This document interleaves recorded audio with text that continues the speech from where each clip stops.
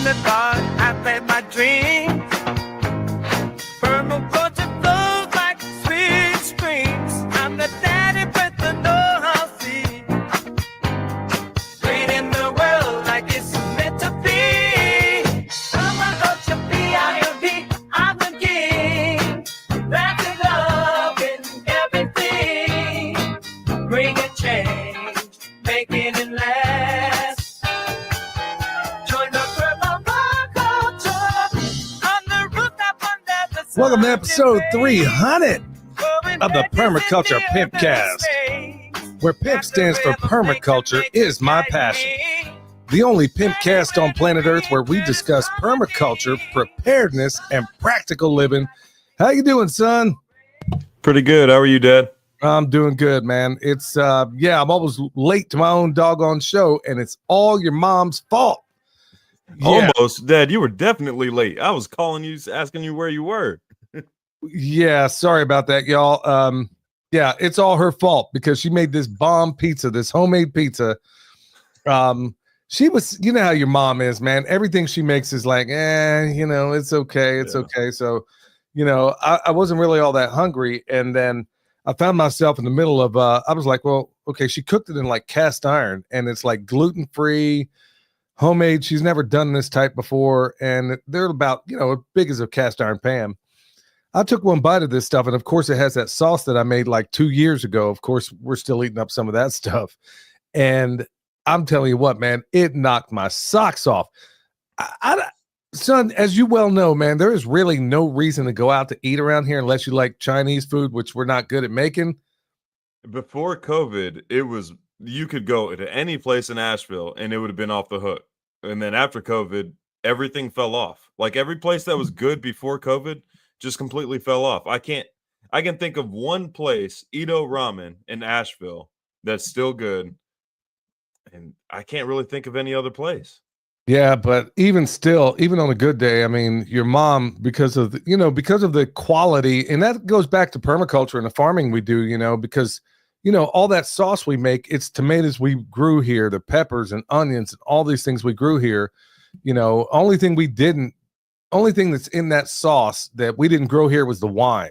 So it is what it is. But folks, we're going to get on with it, and we'll talk about, maybe we'll circle back to that pizza here in a little while.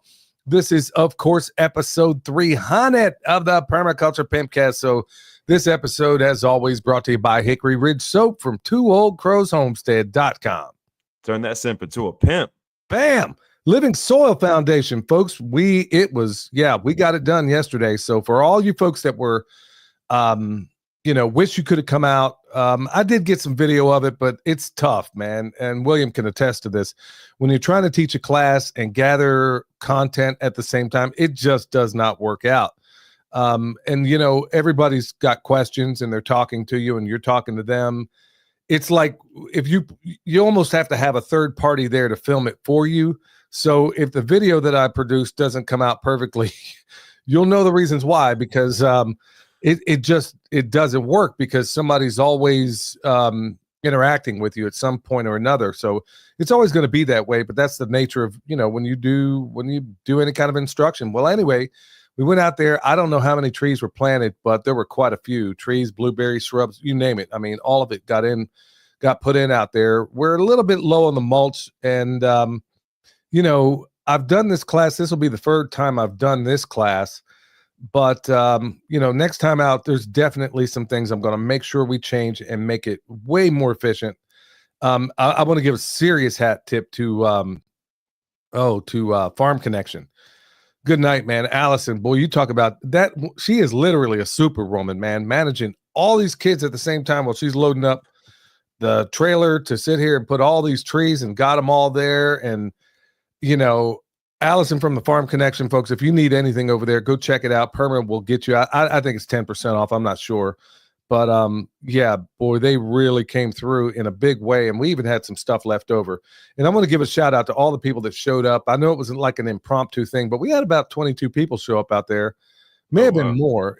There may have been more, but there gets to a point where I just can't count anymore. So we got it all done. And like I said, folks, next time we do this, there's going to be some things that I'm going to impose that kind of make things way more efficient, that are going to make it a little bit. We had a few faux pas here and there.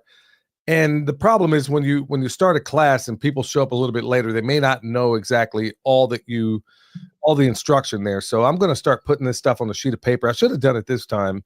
There's going to be able to spell this out in a little bit in a way that makes sense to more people. So, but the good thing is we got those trees in. We're still waiting on the testing results. Hopefully Dr. Will can get that to us.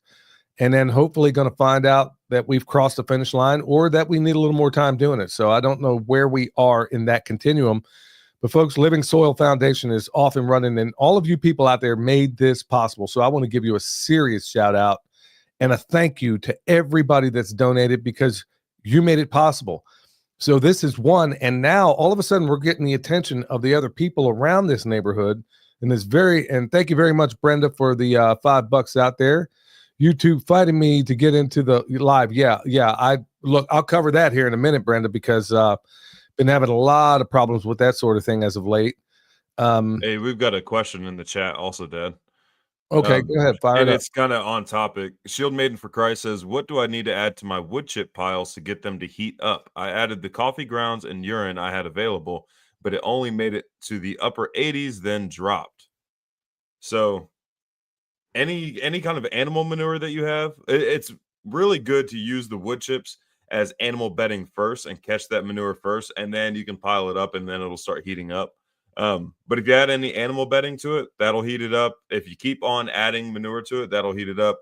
Right now, we're kind of in a period where it's kind of hard to find. We're getting closer to a period where it's super easy to find green nitrogen sources. But until then, you're kind of stuck with the urine, the manure, and then household nitrogen products as well. But that is a perfect application to the trees you guys just planted, and you call it fortified mulch, right? Yeah. But also, with that question, it's kind of hard to say without actually looking at them, because you got a seriously high carbon to nitrogen ratio in wood chips. And depending on those wood chips, are they shavings? Are they big chips? Until you see what you're looking at. But like I said, with that fortified mulch, like William's talking about, that's where you can use it as the animal bedding. Put it down there with the expectation. Of course, you don't want to dig it into the soil. You always, remember, y'all, nature always puts the fertility on top. So you want to make sure you put it on top and you don't try to mix it in. That's a good way to rob all the nitrogen and everything else from your soil. So just stick it on top. And like he said, add urine. It's better if you can go ahead and let the animals do it, but you got a seriously high carbon to nitrogen ratio on just straight up wood chips. So depending on the size of them, depending on what they look like, it's kind of a loaded question. So it's difficult to answer. But yeah, that's, well, son, I mean, I guess this question is apropos because, we had Ian from Farm Connection. He went out there and picked up some, well, they were wood chips, but they weren't. I wasn't there when he picked them up because there are some aged wood chips out there that are already broken down and you can't tell what they are. He ended up dropping off something that was more like leaf litter, which is fine. It'll break down too. But, it wasn't quite what I was looking for. So that's not a problem. You use what you have, and then later on, you can always put more on top, and the worms and the bacteria, the fungi, nematodes, protozoa, all those things will break it down for you. So give it enough time and you'll get your stuff squared away after a while. So on to the farm news. So I guess I'll go ahead and kick this off. I want to thank everybody in the chat, by the way. If you would, go ahead and hit that thumbs up. By the way, man, the response that we got from that last video, wow. Shoot. It was, I don't know what the expression, I think I hear the kids say that thing was lit. I don't even know what that means. What was the topic of your last video? What was it wasn't the last video. It was the last live that you and I did regarding 2025. I got videos lined up in the queue. I just have not had 2 minutes to rub together to be able to put them together, to be able to put out a video. I mean, folks, look, unlike a lot of other people that do this work out here, YouTube is like third in line for the things we do around here. Number one, we are farmers. Well, we're soldiers for Christ, first of all. And then on down the list, I'm a farmer. That's got to be first because I got to be putting bread on my own table.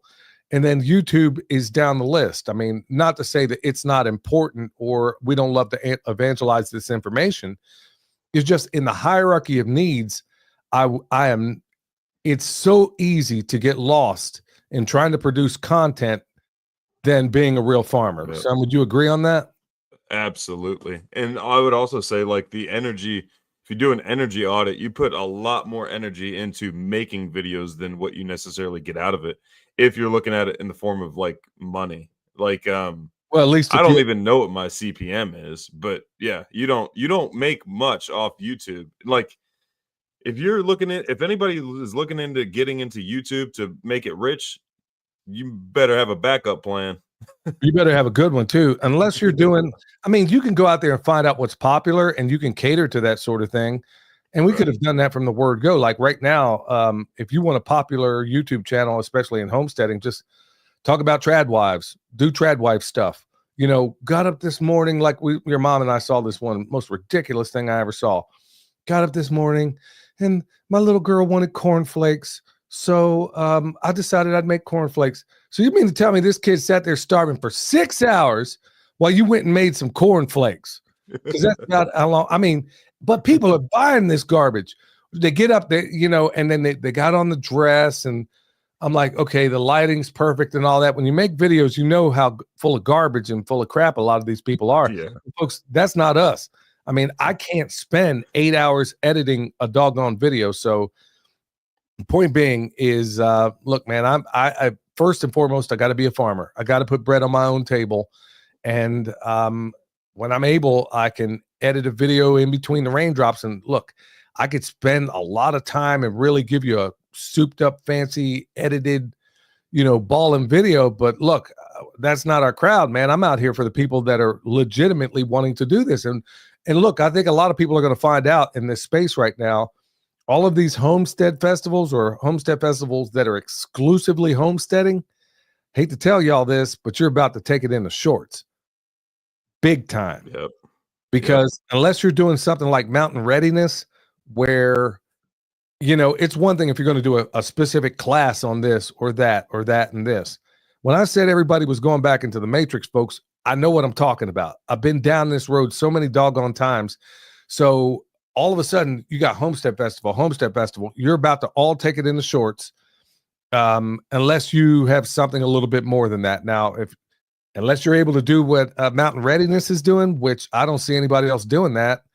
I don't think they could, to be honest with you, because nobody's got T's connections. Unless you're able to throw the preparedness quotient and all these other stuff in there, I just don't see, nobody's going to go to that. But you know what? If a guy typically goes to the Homestead Festival, you know, he's walking around, he's like, okay. Now, when you go to something like Mountain Readiness, you're going to be, hold on, you mean I can learn how to track a man in 2 hours in a 2-hour class? Most guys are going to jump at something like that, or at least any of them that got any testosterone left. I mean, son, wouldn't you jump on that? Yeah, even if I never ever use it, it's still information I'm gonna go learn. Yeah. I mean, and that's just the tip of the iceberg. That's why I'm telling you, unless you're doing something like Mountain Readiness, that's why I'm thinking a lot of these homestead channels. Now, there are some out there that have, you know, pretty good followings and whatnot. Unless you're into that niche culture of people pretending to be trad wives, the whole thing, I didn't even understand what that was until about a year ago. Unless you're doing something like that, you're not going to see a whole lot of response on there on YouTube. So I'm not, look, I could go out here, I know exactly what I'd have to do to go get tons and tons of videos, get these, you know, you see those thumbnails, get these 5 things or you're going to die right now. I'm not into that. Ain't ever going to be into that. So bottom line is, I hate to tell you folks that if you're into this exclusively for clicks and views, well, I don't know what to tell you, man. At the end of the day, I'm a farmer. At the beginning of the day, I'm a farmer. And I'm looking at a couple of farmers right here, Mountainside Homestead with Ken and Amy. By the way, we ran into them yesterday, which, by the way, made the best doggone turkey I ever ate in my life. So, man, in fact, that thing was so good, I pieced it out and put some of it in the freezer. That thing was off the meat wagon. So we're going to have Amy and Ken on the show. And we're going to talk about what they do up in the mountains here. And so I'll have to get them scheduled up here pretty soon. So Amy, reach out to Michelle so we can work out a time, get you guys on here and we can talk some stuff. Because they're one of the people that are really, really doing this. And the people that the people that are best at this sort of thing, a lot of you folks haven't heard about. And those are the people I don't care about. Hey, I can get this popular person on the show. And look, I don't care about that. I rock for the love. This is what I do. I would do it. And by the way, I do it whether Republican or Democrats in office, because a lot of people in this false left-right paradigm haven't yet figured out that they're all working for the same interests. If you doubt me, go check out the work of Carroll Quigley, Bill Clinton's mentor, and see what he wrote. And he's just one of many out there. Anthony Sutton, there's a whole bunch of them out there that basically openly admit that this left-right paradigm you think exists does not. But you know what? You'll have to figure that out for yourself. Yeah. So other things that have gone on around here. So 49 days, son, 49 days. That's where we are right now of Trump being in office. And look, now, don't get upset, folks, but I'm also going to tell you 49 days we have had chemtrails every single day. And I'm seeing it on Twitter, and I'm seeing it from people that ordinarily would have nothing to say about this sort of thing. But even they're starting to come out of the woodwork saying, hold on a minute. These chemtrails are 3 to 10 times worse under Trump than they ever were every other. Look, y'all, I'm 54 years old. I've never seen it this bad in my life. Even on the days when you think it's blue, it's really not. They're spraying this other substance at night. And if you're in the mountains, if you're in a low ground, let's say Oklahoma or Texas, where William is right now, you can't necessarily see it. But here I can get perspective because we got mountains in every distance around here. There's always a haze. Always a haze. Oh, yeah. No, I saw it the other day when we went to Blade Show over in Fort Worth. The parking garage is, it's all flat over there. So anytime you get any kind of elevation, you can see pretty far. But we're near the top of the parking garage, and you can see just solid haze. It was just hazy every direction. Yeah. And most people, well, here I have a tactical advantage because we live in the mountains and you can see other mountains in the distance. And look, I know what it was and I know what it is. And here it is, 49 days. And now I'm seeing people blowing up on Twitter, man. People like Ann Vandersteel, Dr. Jane Ruby. There's a whole bunch of other people that historically haven't spoken, even Mike Adams, historically haven't spoken much about this stuff. And now all of a sudden they're coming out of the woodworks. Folks, we got to keep the pressure down. We got to keep it on because honestly, if you think a change of guard, if you think the new boss is better than the old boss, well, and then the one that gets me most are when people respond to me, son. Well, he just got in the office. Give him a break. Yeah, you're proving my point for me. All of you people that respond with that, you're proving my point because he could end this with a presidential directive, an executive order, if you will, right now. So don't give me this, he just got into office. Yeah, he got into office and gave $500 billion to a bunch of oligarchs that are building the digital prisons that they're putting us in. So maybe think a little bit before you respond with, well, he just got into office. Every single time you say that, you're proving my point. Thank you very much. Yep. So yeah, 49 days out here, haven't had a single day where they haven't sprayed. And I'm going to keep on this. I'm not going to stay on it like I have in the past, but there's no way I'm going to acquiesce from this, but they may acquiesce me, meaning that folks, look, they're playing a lot of games right now. Like the comment that was made a little bit ago in the chat, they're playing, it's funny because you can look at the metrics of like the last podcast that you and I did, son, every single time. And folks, they're playing games up one side. This is not an honest medium. If you think Twitter is, or X or whatever they're calling it, I got news for you. It isn't, because here's the simple proof. So that last video we had, I can't even imagine how many comments. And then if you look at the metrics on the audio podcast, and they were all mostly positive for the most part. In fact, I didn't recall a single negative one there. So how is it every single time you and I do a podcast together on YouTube, we lose about 10 subscribers, but in the audio platform, we gain hundreds. So how does that work? The reason why, folks, they don't want you to hear it. And folks, if you haven't heard that last one, you really ought to go back. We dropped a lot of information in there. And if you're putting all your hope and prayers in one person, you might want to rethink that. And I think I provide a pretty compelling reason as to why you should rethink that. This guy is not what you think. And by the end of this year, you're going to realize I'm right. I'm not going to be there to tell you I told you so. I'm not going to do any of that stuff, but I will tell you that is your life improved at all? Has grocery prices gone down? We're talking they're debating about what to do about the chicken. Well, everybody in the sound of my voice right now knows that this whole bird flu is a scam. You know that it is a scam. All you would have to do, because as president, you are responsible for everything we do and fail to do. Okay? So all you would have to do is say, okay, executive order, stop all this dumb stuff. We ain't going to kill any more chickens. We're going to breed them like whatever. And just like when I had Dr. I can't even mention her name on here, because if you do, you automatically get, you get a strike or something. But if you look at one of the last videos that I did with an MD who just happens to be a surgeon on what's that other platform? Rumble. Yeah, it's over there on Rumble. I couldn't put it here for obvious reasons. You even mention her name, you'll get deplatformed. So I'm not even going to mention it, which is driving me crazy because I hate the self-censor. But anyway, she was saying, okay, as a clinician, if you have something that got sick, son, let me just ask you, because you're not an MD. If you have an animal that got sick and all of a sudden it's better and all the others died, what are you going to do with that animal? Reproduce that animal. Why?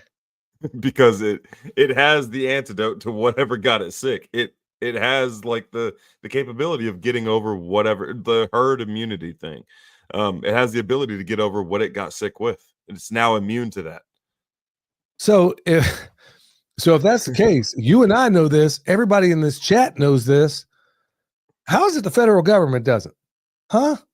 I would like to know that. So that's my point exactly, folks. If he and I and everybody else here knows it, they know it too. So this is a manufactured crisis. And this is one of many, I think, that are about to unfold right now. So hold on to your hat, y'all. It's going to get crazy. So I know, look, I'm surprised everybody's in here right now because daylight saving time, especially when you spring forward, everybody's just a little bit on pins and needles the next day, and they just don't seem to operate properly. But it makes no difference to me. First of all, it's the dumbest thing Ben Franklin ever came up with. And it's even dumber that we're still doing it. I mean, because at the end of the day, it makes no difference. I mean, it makes a lot of difference to other people that have regular 9-to-5s, but for me, I'm a farmer. So it doesn't matter. I get up before the sun gets up and I go to bed about the same time. So the clock, what it says, has no bearing on how I live my life. But I know a lot of other people, they're kind of subject to that. So I feel for you and this is why you really want to look after yourself right now, folks, because it's when these clock changes happen where a lot of the weird maladies kind of make themselves known. A lot of weird heart attacks, strokes, and stuff like that. So really look out for yourself right now when they change these clocks, and they know this happens. So why do we still do it? It's stupid. It was always stupid. It was the dumbest idea. Ben Franklin never came up with it. So yeah, somebody says, I heard it's National Nap Day, and I totally get it. But they know the deleterious effects to human health by continuing to do it. So that's exactly why they do it. So folks, just look after yourself. Try to get to bed early tonight. It's weird. It's crazy. And if you have to, not everybody's going to have it like us. So you're going to have to plan accordingly. Drink plenty of water. Stay on top of it. Stay hydrated. Make sure you get plenty of salt. Whatever it is you do, just make sure you do plenty of the good things. Stay grounded. Do all those good things. Get as much sunlight as you possibly can. Get that morning sun every single day, because right now are the times where people are really going to succumb to little hidden things that were in the background, and it always happens around daylight saving time. So, So make sure you stay on top of that. Speaking of that bird flu, though, there is something going on, and I don't know if it's with the store-bought chicken feed or what, but 3 different people have hit me up about the gummy eggshells, where like the shells on the egg, they're not hard, they're actually soft and they're kind of see-through. So I don't know if it's something to do with the calcium supplement people are using. I don't know if it has to do with the feed that people are using, but 3 different people, all within, I would say, like a week and a half, have hit me up about like what to do about that. And from what I could see, it was like changing up the calcium source and increasing protein in their feed. seem to like. There's no official like cure for it, and they call it some sort of disease. I can't remember what it's called, but there's no official cure for it. But on some of the forums, people were saying like, I switched up the calcium supplement, like switched up the variety or the brand, and then they came right back around. And then I increased protein in their feed, and then they came right back around too. So there's something going on. I don't know what it is. Well, that's funny you mentioned that, because there was a lot of people hitting me up also about some of this feed, that they were getting 0 eggs for the longest time. And then all of a sudden, I didn't get the thing about the gummy eggs, but yeah, my first thing would be to jump at what calcium sources. But you know where you don't have any of those problems? You know what system where you don't have any of those eggshell problems? Chicken tractor on steroids. Chicken tractor on steroids, folks. I don't have any of those problems. That's what I was thinking. I was like, man, Mm-hmm. well, I'm not buying any store-bought feed. So I mean, I have cracked corn, but I haven't bought that in a long time. And it's fermented before they even get it. But yeah, I'm not getting like chicken feed or anything like that. They're just getting food scraps, fermented corn. And me and my buddy went fishing yesterday because my father-in-law wants all the bass out of his pond so he can stock it with crappie. And these bass were super small, but we did get some fillets out of it. And then the skeletons and stuff, the chickens got what we didn't turn into fillets. Yeah, but within that system also, you'll find out that you don't need a dust bath. They'll do it right there in the compost. Yep. And you're going to find out the health on your birds, because folks, they are eating the best in a system like that. They are eating the best protein you could possibly source. You can't buy better protein. They're eating the biota out of that compost, and it couldn't be better. So if you're not in a system like that, maybe think about how you might adapt to it, because it's an antidote, believe it or not, to all the garbage that they're putting out there. And once this stuff breaks down, they know what they need better than you and I ever could. And in that pile, you're going to find out that they're going to outproduce by 10% any chicken that's given regular feed. And you're going to find out that disease goes way down, if not, if it doesn't just flat out disappear. I would also consider MMS in there. I can't say what I would normally say, otherwise they'll cut the feed on this. I would use MMS in their water. I don't know how else to describe that, but that's a big help right there too. So, but look, I'm glad you brought that up, son, because part of what we're going to be talking tonight is how you can feed these animals for free. So that's really, really important, especially with what's going on out there. We're having some email issues once again, folks. I mean, I know people are reaching out to me, I'll meet people in person and they're like, hey man, I emailed you 10 times. And I'm like, I never got it. I mean, I don't know what to tell you. They're playing games with us. They have been for the long, long time. The worst thing the system ever wants to see is somebody like me who's not left, who's not right, and who's calling, truth to power and a lot of these things. The last thing they want to see is a following. And it sure is curious that, in the audio platforms, we're blowing up. But, in the video platforms like YouTube and some of the others, we're absolutely suppressed. So, folks, that's what the powers that shouldn't be don't want you to know. They don't want you to know that, hey, you don't have to be in either camp. It's not red state. It's not blue state. It's the state against you. And, hey, y'all, Jane W is asking what MMS is. Please, nobody answer that. And you're going to have to search MMS on your own. It's one of those things where if we start talking about it, MSM. No, it's MMS. It is MMS. Check out MMS. You're going to have to search it. It'll be one of the first things that pops up. And then once you see it, you'll understand like why we can't talk about it. Yeah. When I did talk about it, we got our first strike, or they took the whole video down because it was brought up. That's how beneficial it is to you. That's why the powers that shouldn't be don't want you to know about it. And that's why we can't talk about it right here. It just makes me sick that we have to self-censor like this. When I use that substance every day, we use it in all of our animals. We use it on ourselves. And it works like nobody's business, but we can't talk about it. How about that?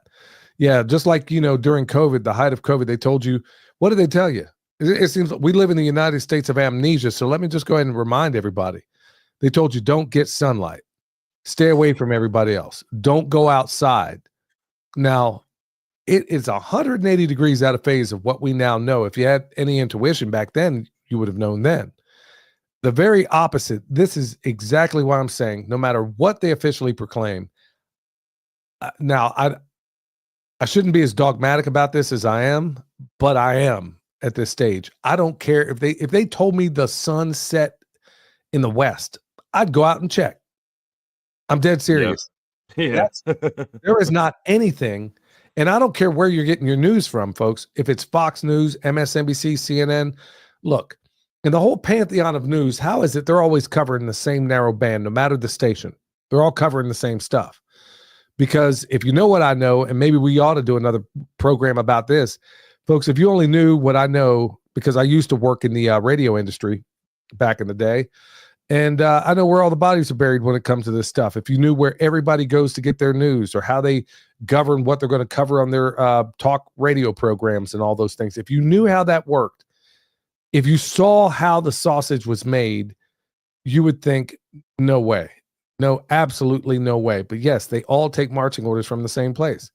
That's why I don't care where it comes from. If you are watching, it is worth exactly what you didn't pay for it, okay? In most cases, in a lot of these cases.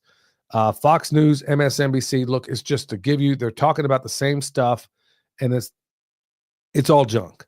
So, yeah. Hey, Dad, by the way, they are lying about the sun setting in the west. It just goes over there. Yeah. Well, they're lying about everything. I mean, there is not a single thing. I sat here, I really put in some work on this, son. I was trying to think, is there anything that the government has proclaimed in the course of my life? I'm trying to think of just one thing, just one of anything that they've officially proclaimed that wasn't a flat out lie or misdirection. There is not one. And then go back to that quote from William Colby that he told Ronald Reagan. You will know our disinformation program is complete when everything the American public believes is false. Think we're there. So if they tell you one thing, folks, I can promise you, and it's serving me extremely well. If I see everybody doing this one thing, I don't care what it is, I'm doing the polar opposite every single time. So when it comes to raising animals, or how everybody feeds their animals, I'm always asking myself, okay, is there a better way of doing this? Everybody takes their cows, they put them out in the field, they leave them there, and they do what Greg Judy calls the Columbus method. And is that the best way of running cows, son? Greg Judy? I mean, yeah. No. I mean, is it the right way? Oh, no. Where you just leave the way everybody around here raises animals? No, absolutely not. Because they're gonna do. You're not making them, as Joel Salatin says, you're not making them eat their salad. They're just going to walk around the pasture, compact everything, and just eat the sweet grasses and sweet, weeds and stuff like that first, instead of going through and eating the complete paddock and then moving on, eating the complete paddock, moving on and doing so and so forth. They're just going to walk around, compact the paddock, over compact it, and then you're going to get worse and worse pasture as you go, as opposed to just moving them every day. You can increase like forage growth by 300% per season that you graze correctly. Like you can get better and better. You can increase your stocking density as time goes on, instead of lowering your stocking density or supplementing that with store-bought grains, which cows can't even digest. So the point being, which one is the one that everybody does? 99% of this planet. They just let their cows out in the pasture, and then that's it. They think rotating is moving them 2 or 3 times a year. Yeah. Yeah. So folks, once again, I don't care what it is. Pick what it is. I don't care what it is. And this is generally a farm podcast, maybe not as of late, but take whatever the generally accepted way of doing anything is, and then ask yourself, is there a better way of doing this? And we're going to talk about some of that today. So we're not going to get to it unless I kind of move on a little bit. So son, what's happening on your front over there? Let me kick it on over to you real quick. Today I've been at a client's house. We're getting some earthworks done. We're digging. Well, actually, after this podcast, I'm going back over there so we can lay out a swale. But just making sure her property drains correctly. Like everything on her property just pools. I think it was actually old cattle pasture that they then turned into hay pasture, and now she lives there. But yeah, we're just trying to make sure everything drains and flows off of her property. She's not looking to get into any kind of agriculture or anything like that. At most, with the swale, all she wants is some fruit trees, because she leaves for like 6 months out of the year. So she can't like farm or anything like that, but she just wants the water to stop. She has like literally an island, like where the house is, there's an island or a moat all the way around it. So yeah, that's what I've been doing all day today. And then yesterday, getting the fish out of my father-in-law's pond, so he can stock the pond with crappie instead of bass. And then one of these days here, sometime this week, we're gonna fry up some of that bass and see why people don't eat bass. I looked it up online. I can tell you. Apparently, have you had bass? Oh yeah, yeah. Apparently, the reason people don't eat bass is because it's like frowned upon because it's a sport fish.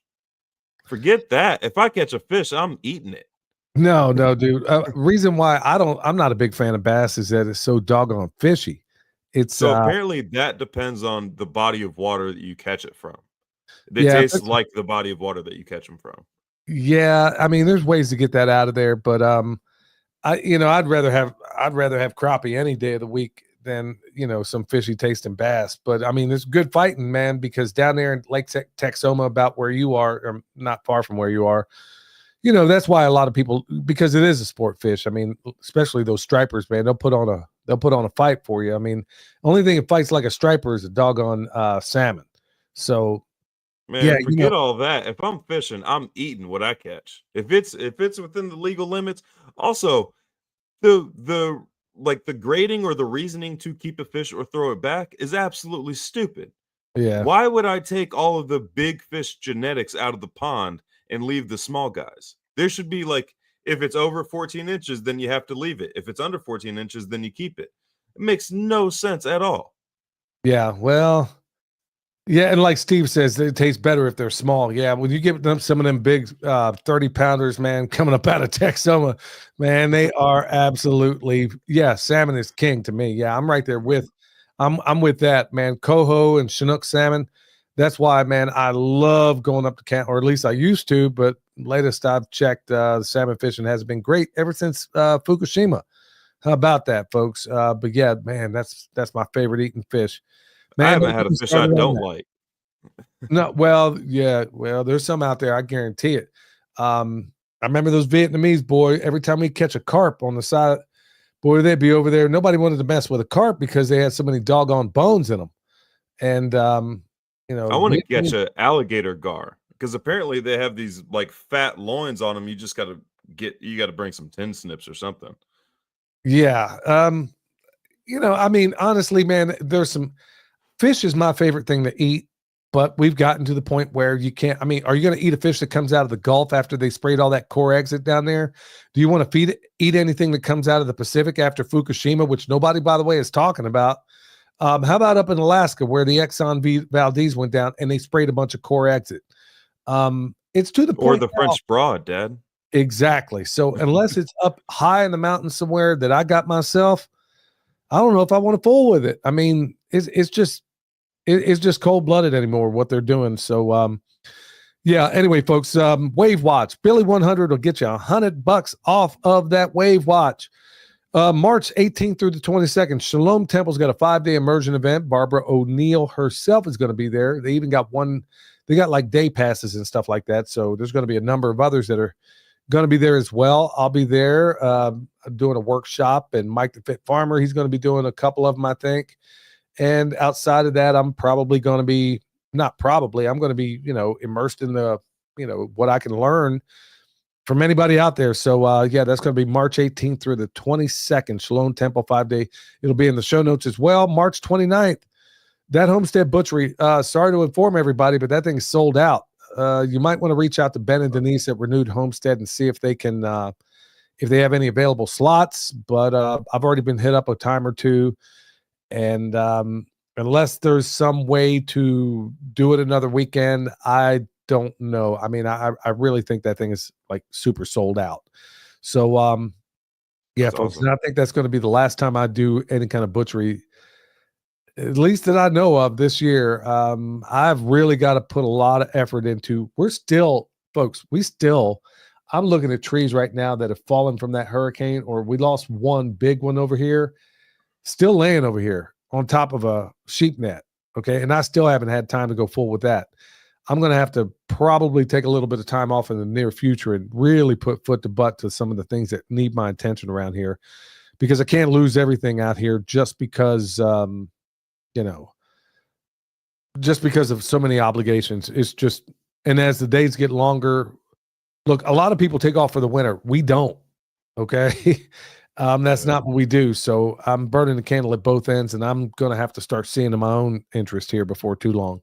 All right. May 2nd through the 4th. That's going to be Mountain Readiness. You heard me talk about them. They're going to be doing a benefit for Living Soil Foundation out there, and Chef Shane's going to be doing the cooking. So that's going to be off the hook. Pat Miletich is going to be there. Dr. Will's going to be there. A whole lot of other people. I mean, like Vietnam era Green Berets that are teaching you how to track. It is, I'm telling y'all, it is one of the coolest classes ever. And Ann Vandersteel is going to be there. There's going to be a lot of other people there as well. So, folks, I'm telling you, Sue LaRue, he just lives down the road from me. A legend. I mean, he's the guy that teaches all the modern Green Berets, he was a Vietnam era veteran, and he and his team, man, these guys are a riot. I'm telling you, they will have you in stitches out there. Some really, really awesome dudes. So with that said, we're going to go whoa, hold on. I'm over here getting ahead of myself. So we got some good news over here. Let's get to the good news section. And I'm going to spend a whole lot of time on this, but for those that wondered, the elimination diet proves to be the best cure for ADD and ADHD disorders. So what they're finding out basically in these trials, son, is how about, don't put the kid on an all sugar diet, and guess what? Yeah, get rid of the sugar and the glyphosate, and it turns out that they're doing a whole lot better. Huh. Who knew? Who would have thought? Yeah. All right, here's the next one. NIH buries evidence. So this is good news because it's coming out. The National Institute of Health buries evidence, 2,500 pages of cell phone radiation research redacted amid public health concerns. So if you go in, and you can find this one at Natural News, folks. I mean, this 2018 study found clear evidence of cancer and DNA damage in rats when they were only exposed to 2G and 3G cell phone radiation. And so this is why, folks, when you listen to people like Dr. Jack Cruz and a number of others out there, this is why I am doing the best I can to detox. I have little sabbaticals throughout the day. And whenever I am touching that phone, I got it on the red light setting, getting rid of all that blue light out of there. And I'm keeping that thing away from my head. I don't take a phone call up here. It's either going to be through some earpods, not earpods, but these earphones. It's a safer way of using them. There's really no safe way. In fact, I really shouldn't even be wearing these, but I can do it for about an hour. Anyway, these phones, folks, I know everybody's joined at the hip on them, and we do a whole lot of things. You may even be listening or watching this through a phone right now. But, if you're listening to the audio version, maybe just do what I do. Download whatever it is you're going to have for that day, and then put that thing in airplane mode. And then at certain times throughout the day, I'll turn it on, and then the rest of the time it's off. So if anybody's got an emergency, look, I just go back to, look, when I was a kid, nobody walked around with no cell phone, and somehow we were able to get along just fine. So just keep in mind, folks, the research is coming out that these things, there's a reason why Steve Jobs openly admitted that he would not allow his own kids to use the devices that he was making. Okay. So there you have it. All right. Good news number 3. Fraud study canceled. USDA $600,000 grant to study menstrual cycles in transgender men gets revoked. Good. I can do it for free right now. Doesn't happen. Yeah. $600,000. I mean, I guess to a certain extent, there's a part of me saying, okay, yeah, okay, Doge, let's find out how much they're wasting at the Pentagon. Let's find out how much they're wasting all the way around. Let's get rid of all this spending. What about the black budget? Are we going to audit that? Idiotic nonsense like this is just, I don't even know where to start. I don't even know what planet I'm living on. 600 G's to figure out menstrual cycles in trans testicle men. You can't even make this up. All right. Look, I better quit, man. I'm good with that. I'm gonna go over to my man Eric Hey, Sider. Eric Sider here with your Pimpcast tip of the day. Today's tip, allegedly a nitrogen fixer. ChatGPT is a great tool until it's not. I've been asking it if certain plants and trees are nitrogen fixers and have had it tell me the same tree is and then is not a nitrogen fixer in the same chat session. I've had it totally invent a native California black locust when asking about native nitrogen fixers. And you can ask it to cite the sources for the information, but there have been reports of it inventing sources to prove false information. Nitrogen fixers are one of those things in permaculture that can get passed around for years without any validation of the original source, so much so that it can be included in reference books. Life sciences are notoriously hard to be 100% certain of anything because life is continuously changing and adapting to circumstances. Measuring things in isolation, as they do in most agricultural studies, is not representative of real-world settings. For example, when measuring a field of corn, they eliminate the data from the edge, when the edge is where most production is actually happening. We all feel stupid when we say things and later find out to be wrong. I think that's why every answer to a permaculture question starts with "it depends." So my new strategy moving forward is when anyone asks me about nitrogen fixers, I'm going to add allegedly before the word nitrogen fixer. One semi-credible source for this type of information is the USDA plant database, where you can do a characteristic search specifically for nitrogen fixers. And I have a video that shows you how to do just that on my YouTube channel at Eric Sider.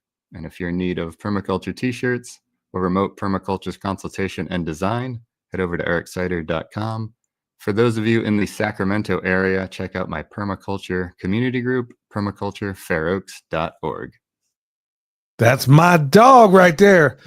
Yeah. Man, I don't know what else I could say to that because it's funny. Check this out, son. Eric's talking about these this Chat GPT. I mean, in fact, Eric was the first one that was talking about Chat GPT long before it was on the streets. And I remember that checks out. Yeah, what checks out? Just him knowing like the earliest piece of information before everybody else. Yeah, he told me about it, and I remember my first response to him was, "There will never be another child that ever does a book report ever or reads another book ever again."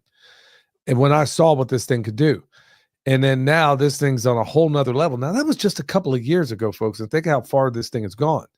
But think about how they can memory hold information. And like he's talking about nitrogen fixers, but today, whenever I put a post out on Twitter, I usually put it through one of these Chat GPT things to add the hash. I'll just tell it, hey, here's what I got to say. I'll write it, I'll put it in there the way it's my words. I'm just saying, put the hashtags on it that belong, because I don't even know what that means. I don't even know I know you're supposed to do it, but I just don't know what it is. So I'm saying, hey, put the hashtags on this. And because it had something related to chemtrails, it says we cannot, it said it, I think 3 or 4 times, because I put it in 3 or 4 times. It says we cannot accommodate this request. And I'm like, wow. And then it's asking, and I've done the same thing where I've gone to these chat bots and I've asked it things to which I'd already know the answer unequivocally. And then go in here, ask this thing about, things like, who really killed Kennedy. Go there. They're talking about how Grok is so wonderful. Ask it, how many genders are there? For real. Go ask Grok. I mean, this thing's supposed to be so awesome. Ask it, tell me what really happened on 9/11. We had 2 planes supposedly, but 3 towers fell. Actually, well, there's more than that. And you got to read Dr. Judy Wood's book to know about that. But anyway, this thing, just like Eric said, I mean, this is how they're going to memory hold information, because they're just not going to look it up for themselves. And sadly, everybody seems, even people I thought that knew better, are falling right into that trap. Well, anyway, EMP Shield, y'all, $50 off with promo code PERMA. I'm a journeyman wireman, been one for a long, long time. And if things jump off, when things jump off, You're not going to the club, you're going to the house. That's why they got them for your car. But also the EMP Shield, they have a whole house version, and they give you such an ironclad guarantee that if any lightning strike gets past that thing and tears up anything in your house, they're going to cover you for 25 G's. That's why I reached out to EMP Shield. And just like every other, whether it's Redemption Shield, EMP Shield, I reach out to them because their stuff works. Okay, bottom line, I'm not going to bring you anything I haven't thoroughly tested and I don't believe in. So go check them out, get $50 off. All right, let's get right into it, folks. So last time we did a program where we were talking about the chicken, or at least I did a video on the chicken tractor on steroids, and I was telling people that you're actively working on one, son. The natural response to so many people out there was, well, where do we go to get, the food that you put in this thing? Now you can, if you are determined to do it, you can, and I have done it just to see how well it would work. You could take fermented chicken food. Now you're going to save, let's say you have a number of chickens and let's say you feed them a 1/4 pound per bird per day. That's generally what what it is. Well, you can ferment that chicken food and you're going to get 10% more out of it. But in the chicken tractor on steroid system, you can go down to at least, I haven't gone lower than this, but I think you could, where you're a 1/4 pound per bird. I think you can honestly go down to about 1/8 of a pound per bird. So just by in that system alone, if you were still doing it with standard feed, okay, half your feed costs are covered right there. And like I said, I haven't even pushed this thing to the limits of where I think it could go, but I think you can get down to about a 1/16. I really do, in the right system. Well, So- I have 20 birds. I can tell you where I'm at right now. I have 20 birds, give or take like 1 or 2.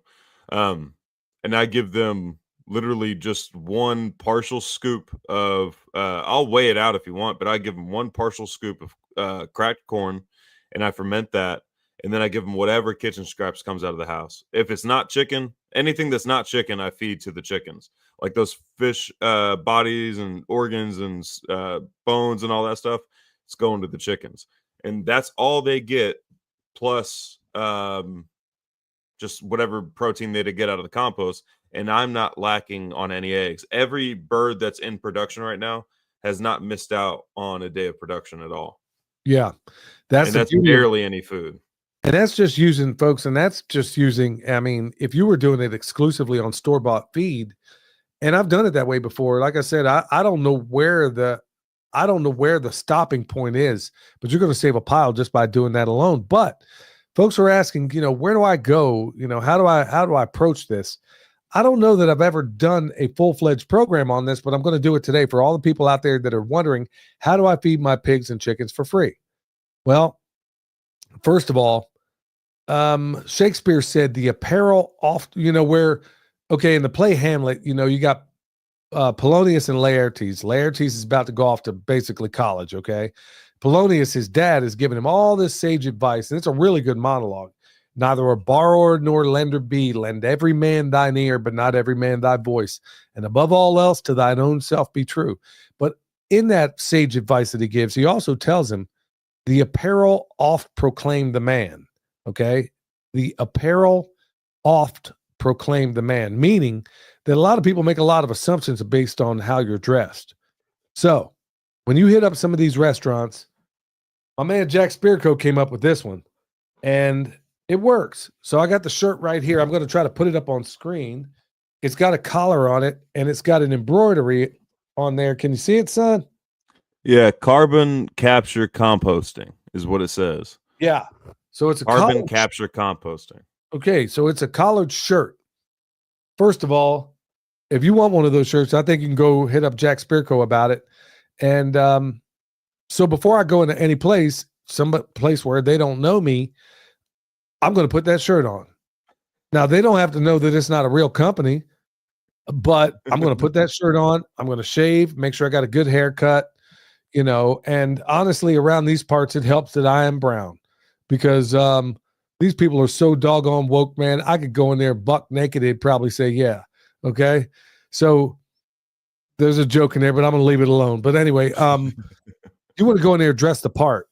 So you don't want to go in there looking like, you just stepped in off the streets. You want to, first of all, look like I said, the apparel oft proclaim the man or woman, you know. Number 2, time of day. Do not ever go to a restaurant. I don't care what it is, whether it's fast food or whatever. You don't want to go them. You don't want to hit them up or try to talk to the manager at their busiest time of day. So the best time to do it is going to be on a weekday, preferably a Tuesday is the best day, between the hours of 2 and 4 p.m. 4 is the latest. Okay. That's kind of pushing it, but somewhere between 2 and 3 is usually going to be the best time. But between 2 and 4, if that's the parameters you got to work with, okay, hit them up at that time because that is the least busy time.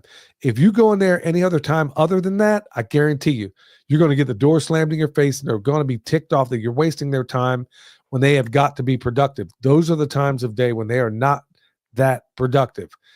So that's you should get some business cards made too. If you got some business cards made, then they can come back to you if they need to like think about it or ask the next person in the chain of command. They have your contact. Because if you're wearing a collared shirt with the embroidery on it, they're going to assume that, hey, this guy probably has some business cards. And if he doesn't, then that kind of is like a little chink in the armor there too. Well, what also helps is if you could take that business card and attach it to a jar of honey.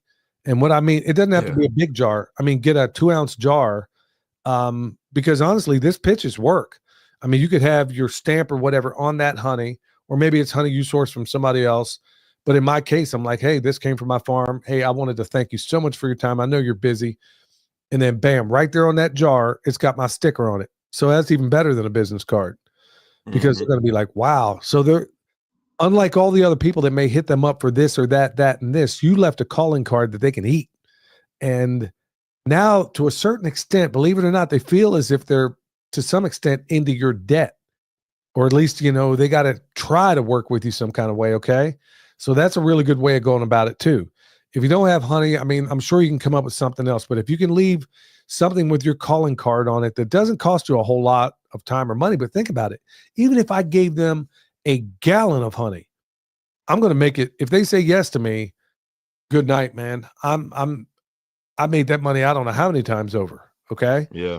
So a little 2-ounce jar. I mean, even at your wedding, we had something that was considerably smaller, but I mean, it's something that's a novelty, but also you can also tell the story about that honey. Like I can go there, drop this honey off, even if they said no, which I've never had anybody say no. If you do what I'm telling you, you won't have them say no. You cannot tell them that you're going to be feeding animals with it. You cannot, if you say that, they're immediately going to say no. You have to tell them that you're going to be composting with it. And you're not lying. It's just going to go through an animal before you compost it. And whatever they don't eat is going to get composted. But if you tell them that you're feeding it to animals or that anything is going to consume it, they're going to tell you no every single time. Exactly. So you want to walk in there dressed the part. You don't have to be all fancy dressed up, but you do want a collared shirt. Like I said, you can get one of these from Jack Spear Co. You want to go in there. You want to play that part. And you're being who you are. Hey, and the way I'm going to approach them is, hi, I'm Billy with Carbon Capture. I'm Billy with Carbon Capture Composting. I was hoping to talk to your owner or manager, whatever the case may be. And like I said, you're hitting them up between 2 and 4. Okay, so you have a very small window because these people, even when they're not busy, they're still doing something, especially in the food service business. So you got to make a point quick. And so you got to say, hey, I'm Billy. Hey, I was wondering if I could take all the trash you're taking out of this place and somehow work with you guys to be able to give it to my compost piles. I make the world's best compost. And I was hoping maybe you guys would be willing to work with me. And then you want to give them that honey. Look, I know you may need time to think about this sort of thing, but hey, here's my calling card. And then you give them that honey because that's something I guarantee nobody's ever given them before. Okay. Or if an alternative, if you're not wanting to go talk to anybody, if you're not wanting to do that, you can just go dumpster diving. Every single time I've been caught by an employee dumpster diving and I've explained to them that, hey, I'm actually not throwing anything into the dumpster. I'm taking stuff out and I'm turning it into compost. At first, they're a little freaked out like, oh, who's this dude in my dumpster right now? Yeah. But then if you explain to them like, hey, I'm turning all this into compost, every single time that's happened, and I told them I'm turning it into compost, they always thought it was cool. They never had any kind of issues. I Every don't tell them single my time. YouTube channel because then they're going to see that I'm feeding it to animals, but they think it's cool every single time. Yeah. I've had this one young lady, you know, I was in the dumpster one time. She said, "Hi, Mr. Homeless Guy. You mind if I throw this in there? I'm Mr. Homeless Guy." And of course, I busted out laughing. Mr. Homeless Guy. I mean, she was very sweet about it. I don't know what else. I mean, I don't know if it would have been better if she said, "Hello, Mr. Bum." Uh, you know, it wasn't anything like that, but she was very sweet about it. But at the end of the day, I told her, look, I'm ultimately, that's why I say I'm ultimately making compost out of this, which is exactly what I'm doing. So you'd be shocked, folks, at how many people will say yes if you go about it the right way. So what are some of the places you want to hit? Look, if you got a bunch of organic places around you, go for it. Those are always going to be the people, mom and pops, that are organic. Even grocery stores. There's one in, well, back where I used to go. High school. I'm not high school so much, but elementary schools. Yeah. Tons of, man, you open up that dumpster any day of the week, you're going to see a bunch of unopened milk jugs and milk cartons in there. And they're throwing this stuff away. So you might be able to hit the school board up and find out, you know, if you can get some of their stuff. But really and truly, when you get down to brass tacks on all this, folks, there are so many doggone options. Mexican joints, that's always a good thing because they're throwing out a lot of chips a lot of times. Beans, Yeah. rice. Think about what you're feeding too. Like if you're doing it for chickens, obviously don't go dumpster diving at a Chick-fil-A because you're just gonna be feeding chicken to chicken. But if you, like Dad was saying, if you go to Mexican restaurants, a lot of the times they're not throwing away meat. They're throwing away beans, chips, corn, like avocados, stuff like that. That's what they're mostly throwing away. And then the grocery stores, mostly what they throw away again isn't meat. It's mostly like pre-packaged like cheese and yogurt and crackers and granola and stuff like that. Yeah, and the and also man, I'm just sitting here looking at Brenda's comment. I'm laughing now. Hi, Mr. Homeless Guy. Yeah. So another good thing about a lot of not restaurants, but grocery stores is produce. You know, it's always going to be going out. Folks, it would blow your mind. Now, a lot of them these days, now there are some you're going to have to look around because there are even some in Asheville where they still have, you know, just a regular old fashioned dumpster. And man, there are times where you could just get, I mean, just on one visit, you'd have enough to feed 3 pigs and 50 chickens for a week just on one visit sometimes. So, and then, you know, you get allies in there, you know, you find out who's working in the produce department. Folks, I mean, all this, if it was easy, everybody'd be doing it. And it is easy. I mean, once you open up the door and then people start finding out who you are, I mean, it gets to the point where it's more than you can handle. Even if you were composting, I mean, it's just more than you could even hope and dream to handle. So Asian grocery stores, that's another good one too. Now, trust me, you don't want to be hitting too many Chinese restaurants because I promise you, they ain't throwing out no rice. I'm dead serious. Asian restaurants, the only thing that may go in that dumpster is meat products, but they ain't throwing out no rice and they don't use beans. So, and you might not want to know what's in that dumpster either. Yeah.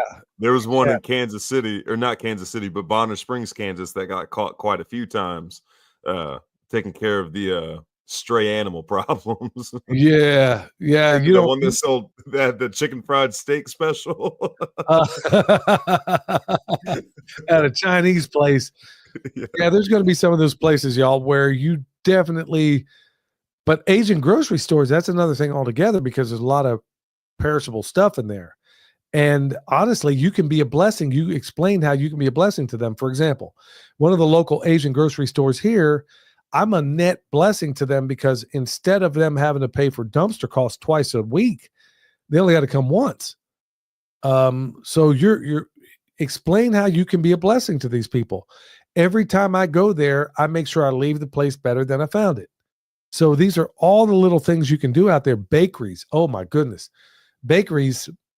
Now, one of the bakeries I work with, they got a certain portion, obviously, they're going to sell.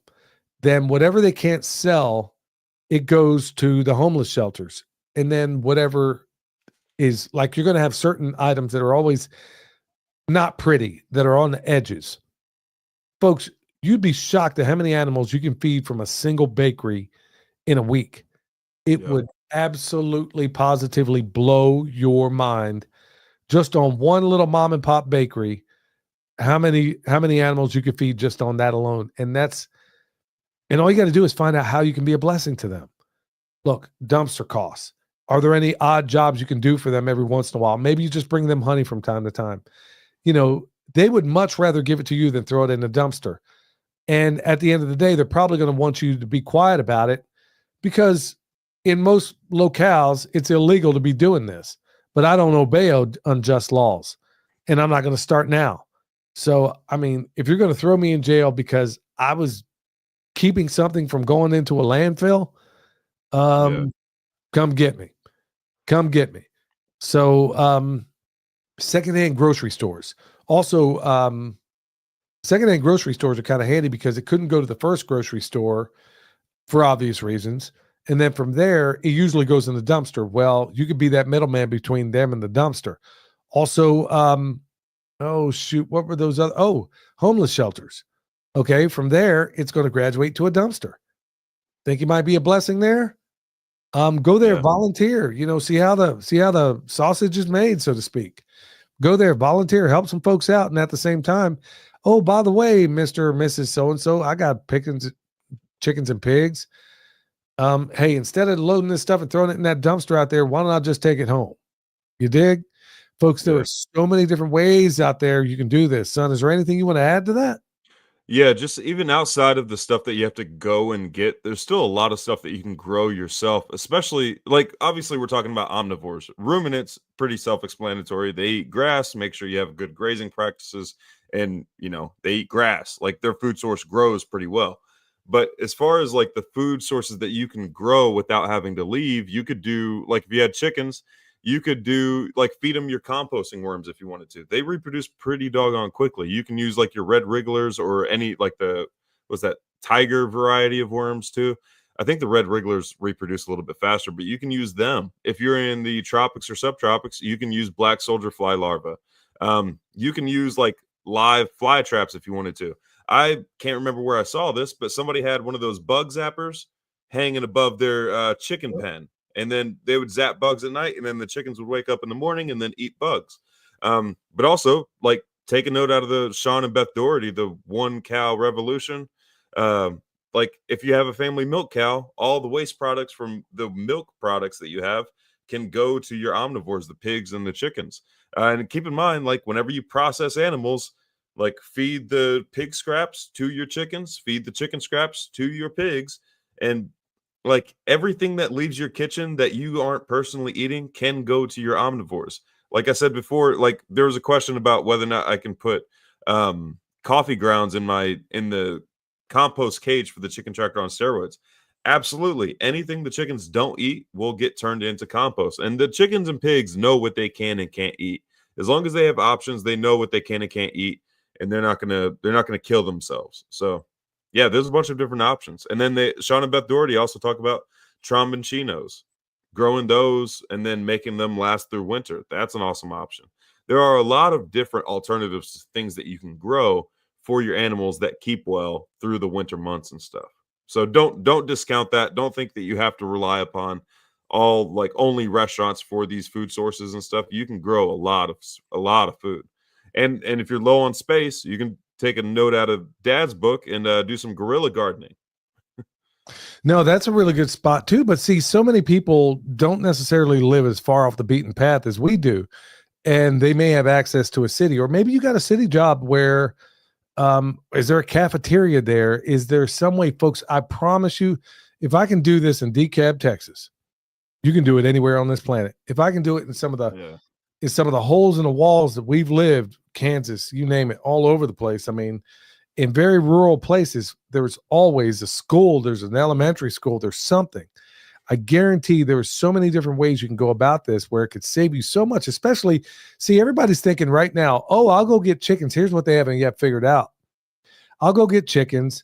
I'm going to raise them up. Well, first of all, it's going to take about 6 months before they start laying. And then when they do start laying, you're going to realize, how much am I spending on feed and how many eggs am I getting? Yeah. Well, you're going to realize all of a sudden you're not saving any money.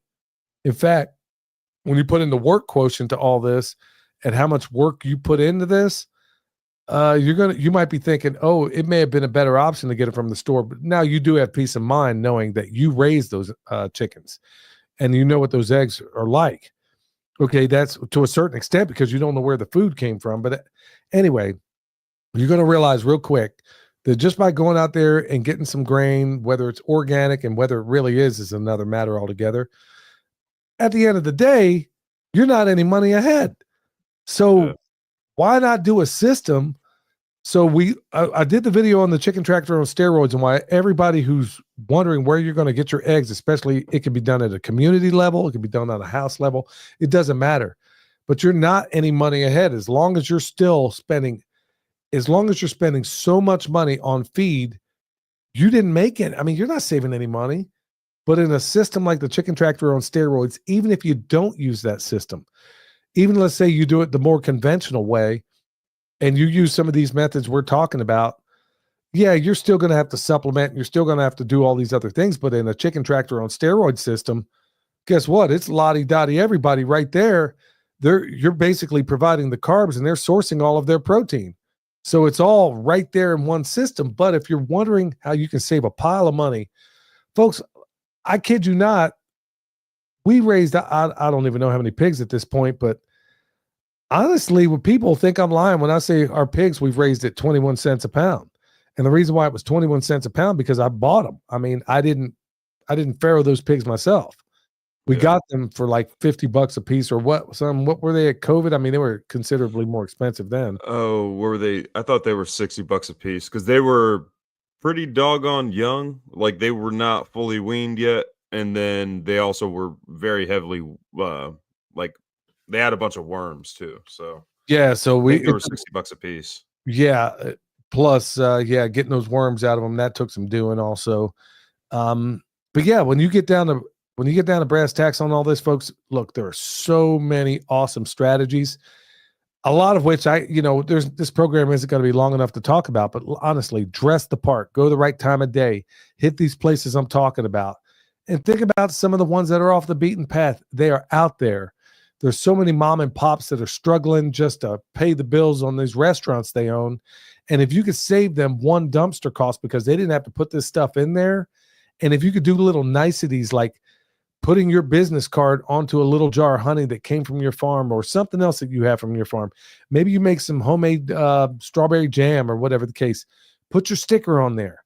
They're going to see it every single time they get into it. Honey is a really, really good way to get in the front door with a lot of people. In fact, that's why we don't sell our honey. I don't even know how much money. I mean, son, just in those wood chips in the front down by the food forest.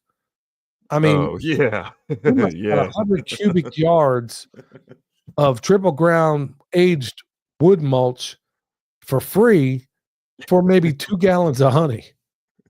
It also helps if you find a disgruntled employee too. Yeah, that doesn't hurt. That doesn't hurt. Who wants that honey, boy? I mean, he couldn't get enough of it. But that's what I'm talking about. Anything else you want to add, son? I think that's it. I mean, there's just a lot of. Oh, also, if you're wanting to do meat birds, doing it yourself. If you're buying feed, we're not just laying birds, but meat birds. It's not any cheaper. Like Dad was saying earlier, the only peace of mind you get out of it is knowing what the birds ate and how they were raised and everything. I have friends just down the road. They had somebody raise the birds for them, like they were basically buying the feed, and the other person was raising the birds, and they spent like $30 per bird doing it themselves. So just because you're doing it yourself doesn't necessarily make it cheaper. A lot of these bigger operations are buying birds and feed at cost or at like large volume, large quantity. So the cost of each bird is a lot lower. The chicken tractor on steroids definitely comes up handy whenever you're trying to lower the price on these animals and increase the quality on these animals. I'm glad you brought that up, son, because we raised 3 different birds to slaughter. One were the Red Rangers, the others were the Bielefelders, and I think the other ones we hatched out. Yeah. All of which we put in the freezer or gave away. I mean, we're swimming in so much doggone chicken around here, y'all. We had to give it away. So the beauty about, like, William, I'm glad you brought that up because we didn't cover meat birds, folks. The system works for them as well. Now, it ain't going to work for no Cornish cross. They're just not going to be able to get in and out of that track. I'm sure there's a way to do it. I just have not put in the brain effort to figure it out because I'm not a fan of those birds. But folks, Yeah, there's too many birds that flourish in that system to waste the time with the Cornish cross. so so not counting all the compost that we made out of that system, which, by the way, that quality of compost would go for well over a couple of $100 a cubic yard, and you're producing anywhere between 1 to 3 cubic yards a week. Those birds, we basically raised it like the ones we bought from the hatchery. $3 a bird. $3 a bird is what you think you can make profit on that? Or the ones that we can't actually, if you offset the compost that we didn't sell that we could have sold, if you offset that, we made money by raising our birds. But you cannot do it in the standard model system. You see how this show kind of came together, folks?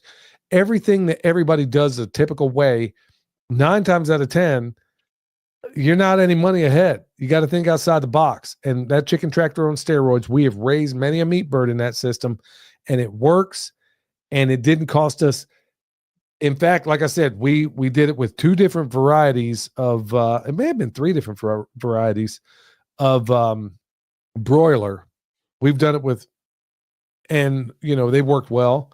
And then there was another section where we hatched out our own, not looking for any particular meat birds, but just stew birds, But honestly, at 16 weeks, they were still pretty doggone good. In fact, I'm still eating them right now. Just cooked up a couple of them the other day. And yeah, they're not going to be, it depends on how long you let them go. I'll let these guys go for 16 weeks because after that point, then the boys are going to start having issues. So at 16 weeks, putting them in the freezer, they made me a ton of compost, spent almost nothing to feed them. And son, why don't you explain to them real quick before we get out of here? Because that's a cool trick that you came up with when we were getting them out of the brooder and how we were getting them off and running, eating earlier than most birds do. Yeah. That thing you discovered. So if you're trying to transition them from chick feed into like food scraps and stuff, and they're not really recognizing the food scraps as food just yet, you can start giving them rice. And the rice kind of looks like maggots or something, but it also resembles the same like pellet of the feed that they're already used to. And once you start giving them rice, then they start recognizing the stuff like, oh, when he dumps a bucket out into my compost pen, that's feed. So I'll start eating whatever he dumps out. But yeah, using rice to make that transition a little bit easier speeds things up quite a bit. Yeah, it does. And plus, honestly, instead, yeah, the rice is cooked. And we were getting it from, so that rice so let's say it takes you on a meat bird to get them out there and get them transitioned into the system. It'll typically take you about 4 weeks. Remember, folks, go back and look at all the playlists that we did on Permapastures Farm. And William's currently doing it right now. But if you take that rice and you stick it out there, instead of it taking 3 to 4 weeks to get them to develop in this system, you can get them off and running in 2. We've seen it as early as 2 weeks. So that's a big significance when you're when you're not having to buy feed anymore. Just think about it, from the time they come out of that egg until the time that they're eating essentially food scraps can be as little as 2 weeks, as long as you kick it off with that rice. And that was something William discovered anyway. So folks, you can honestly, now there's going to be some sweat equity you got to put into this. I'm not going to kid you. But at the end of the day, this is a whole lot cheaper than buying it off the shelf. And plus, I know where it came from. I know the conditions they were raised in. And honestly, I know that in that chicken tractor on steroid system, they got the best protein. You can't buy better. I'm dead serious. They're eating the microorganisms out of that pile. And whether you're working with a bakery or whether you got produce or whatever. And the cool thing about it is you don't even care if you overfeed them in that system, because whatever they don't eat, you're going to turn into compost. In the composting process, it's going to create the bacteria, the biota, the microorganisms it's a self-licking ice cream cone, folks. That's exactly what it is. And it could really revolutionize how food production is done in this world, but folks, it's going to require a little bit out of you. Well, son, I guess that's going to do it for us. I want to thank everybody out there for checking us out. Yeah. So, okay. Darren's got a question here. So what is the target amount of birds to have in this system, in that chicken tractor on steroid system? Well, great question, Darren. So the cool thing is it can be scaled up or scaled down, but I can tell you from a homestead level, if you're just worried about feeding your family, the ideal bird, now it's going to change because the ideal bird in that system is something that's bigger bodied. So you always want a dual purpose bird in that system. If you can do it with any bird, but the reason why I say you want at least a dual purpose bird in that system is because the ideal bird in that system is one that can move material. You want birds that are not afraid to scratch around. You want excellent foragers. If they're not good foragers, they're not going to work well in this system. Well, every meat bird breed out there, except for Cornish cross, those are the best. Now, as far as numbers, to really kick that thing off, if you're producing 1 cubic yard per week, I think the magic number was 17 if you have exclusively meat birds in that system. It was 21 when it was dual purpose, and it was 27 if it's just exclusive layers. So, yeah, 17, 21, and 27. I think that was the magic number that I figured up. You can scale it up or down from there. And the cool thing is that even with those meat birds, let's say like there was one time, I think we had about 50 of them in that box one time, and we were doing 2 and 3 cubic yards of compost per week with those birds. Those guys are pushing around so much doggone material, man. It'll blow your mind how much they will go after. But I haven't tried it on those breast birds. Darren, I know those are the ones you got. Those are the one birds I haven't tried yet, but I really want to in the system because, folks, Darren at Hacks for the Homesteader, he also has a YouTube channel. Go check him out. And in that system, if these breast birds, I don't know what they are. I think they're decent foragers as I understand it. But think about it. They're a really awesome meat bird. If they work in the system, think about how this could solve all your problems. They're a really awesome meat bird. I know because I've eaten them. And I guess they're pretty good layers too. I haven't raised them yet, so I don't know. Yeah, these will be, he says, these will be American breast chickens this year. So if you could take those chickens and put them in that system, you got a bird that lays really respectably, and you got a meat bird that tastes as good as anything I've ever had. Real good breast meat on it, good legs and thighs. I mean, you name it. There wasn't nothing about that chicken I didn't like eating. Yeah. So you could think about this. You could have a chicken system like that with a bunch of breasts in there. You could extract out, let's just say you got 30 birds up in there. Okay, so take out 15 at a time, put them in the freezer. And then you raise up another 15, and then you introduce them in with the other ones. Now you can wring their legs and everything to kind of know what's what. You know what I mean? Yeah. So 16 weeks later, you got 15 birds coming off the line every 16 or 15 weeks. And I'm just saying that's good round numbers. I mean, that's if you eat 1 chicken a week.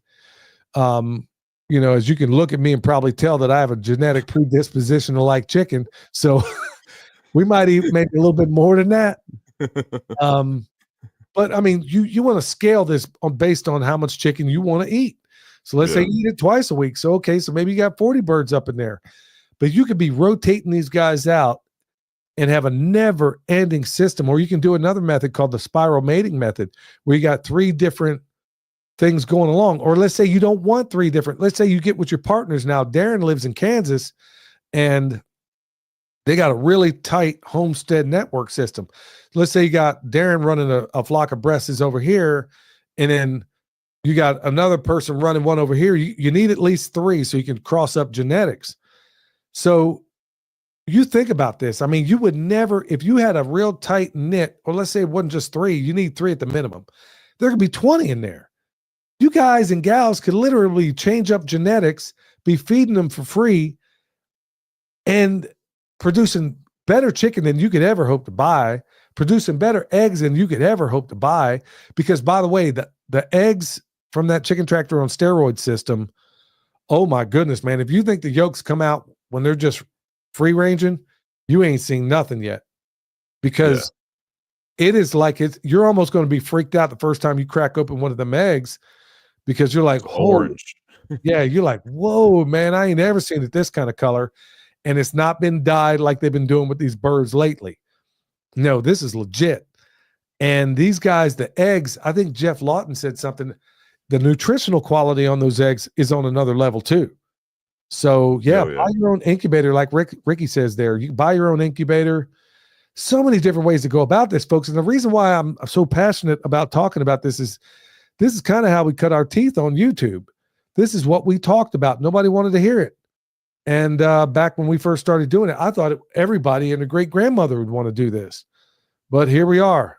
Chicken prices getting away from us. Egg prices getting away from us. And of course, typical, most of us wait until the crisis is upon us before we start. It's like, okay, son, let's say you picked up your chickens right now. You're going to be what, 6 months down the road before they start laying? Most of them? 4 to 6 months? 6 to 8 months. Yeah, 6 to 8 months, depending on the breed you get. But yeah. So, folks, you don't want to wait for the crisis to come around. But yeah, so many different ways to go about this. Look, folks, I know this program is a little longer in the tooth than normal, but this is important stuff out there. And, we're experts at this. I don't say I'm an expert at a whole lot, but honestly, we are experts at doing this. If there's anybody on the planet that knows more about this system, I don't know who they are. And as far as when it comes to knowing how to source the material and all the stuff for this system, if there's anybody better at it, I don't know who it is. I'm not saying that to brag. I'm just saying this is where we cut our teeth. This is what we're good at. And so if we can be more of a blessing to everybody out there and talking about these things, we're definitely going to do it. All right, y'all. That's going to do it for us. I want to thank everybody in the chat. And if you would, tell everybody about this program. And if you're listening to it on the audio platforms, give us a 5-star review. Tell everybody what we're doing. Until next time, stay alert. Stay alive. All right. Learn a new thing. Channel and nature. Let the knowledge ring. Roots that run deep. Wisdom from soul. Burn across the stream. Let the ideas unfold. I'm grooving with the truth. Feeling nature's good. Who's got the answers? All we need to do. Listen to the earth, they got us through. Red seeds of change, watch the world spin. From the smallest sprout to harmony begin. In the cycle of life, where the magic's alive. Tune it to the beat, feel the vibe and thrive.